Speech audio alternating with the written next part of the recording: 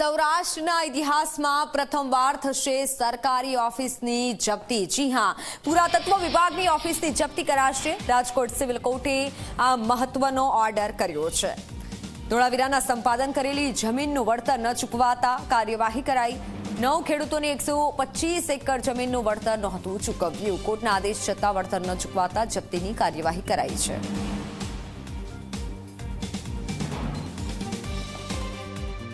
0.64 પૈસા પર ચોરસ મીટરે ચૂકવણો કરેલ અને ત્યારબાદ ખેડૂતો નારાજ થઈ અને નામદાર બચાવ કોર્ટમાં કેસ દાખલ કરેલ અને 31/7/2023ના રોજ નામદાર બચાવ કોર્ટ દ્વારા ₹9.57 હુકમ કરેલ।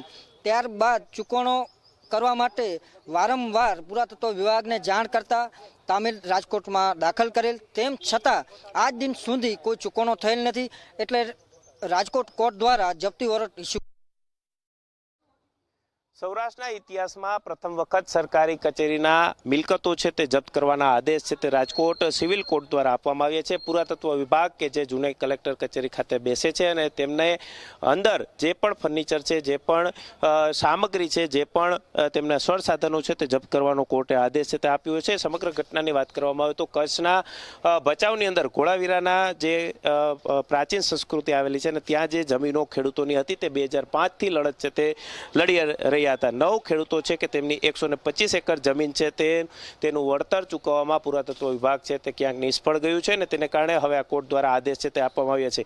2005ની અંદર 0.64 પૈસા લેખે પ્રતિ ચોરસ મીટરની જગ્યાનું વળતર ચૂકવવાનું નક્કી થયું હતું। જો કે ત્યારબાદ ખેડૂતો છે તે બચાવ કોર્ટની અંદર અપીલમાં ગયા હતા અને ત્યાં બચાવ કોર્ટે આદેશ કર્યો હતો કે ₹9.57 લેખે પ્રતિ ચોરસ મીટરનો ભાવ છે તે ચૂકવવામાં આવે, વળતર ચૂકવવામાં આવે, પરંતુ પુરાતત્વ વિભાગે ખેડૂતોને વળતર ચૂકવ્યું નહીં અને ત્યાર પછી હવે ખેડૂતો છે કે તે રાજકોટની અંદર જે પુરાતત્વ વિભાગની કચેરી આવતી હોવાથી રાજકોટ સિવિલ કોર્ટની અંદર તેમને આ કેસ છે તે દાખલ કર્યો હતો, અપીલમાં ગયા હતા અને ત્યાર પછી કોર્ટના આદેશ છતાં જો વળતર ચૂકવવામાં ન આવ્યું અને તેને કારણે હવે રાજકોટ સિવિલ કોર્ટ છે તેમના દ્વારા પુરાતત્વ વિભાગની કચેરીના જે તમામ જે વાહનો છે, ઇલેક્ટ્રિક સાધનો છે, જેમ કે કોમ્પ્યુટર હોય, ફર્નિચર હોય, આ તમામ કબજે કરવાનો આદેશ છે તે આપવામાં આવ્યો છે અને અત્યારે કોર્ટના બેલીફ છે તે પહોંચ્યા છે। સાથે સાથે ખેડૂતો અને તેમના વકીલ છે તે પહોંચ્યા છે। અધિકારીને અગાઉ પણ ₹1 લાખ દંડ છે તે ફટકારવામાં આવ્યો હતો અને સતત આ કેસ છે તે ચાલતો હતો।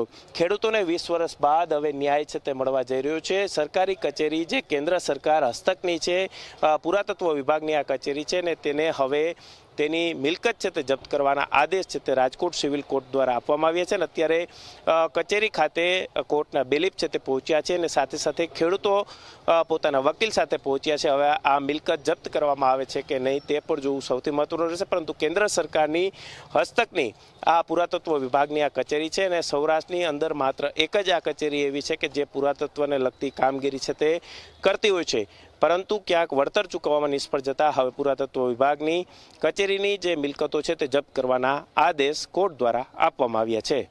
કેમેરા પર્સન ઉદય પવાર સાથે ગૌરવ દવે, ઝી મીડિયા, રાજકોટ।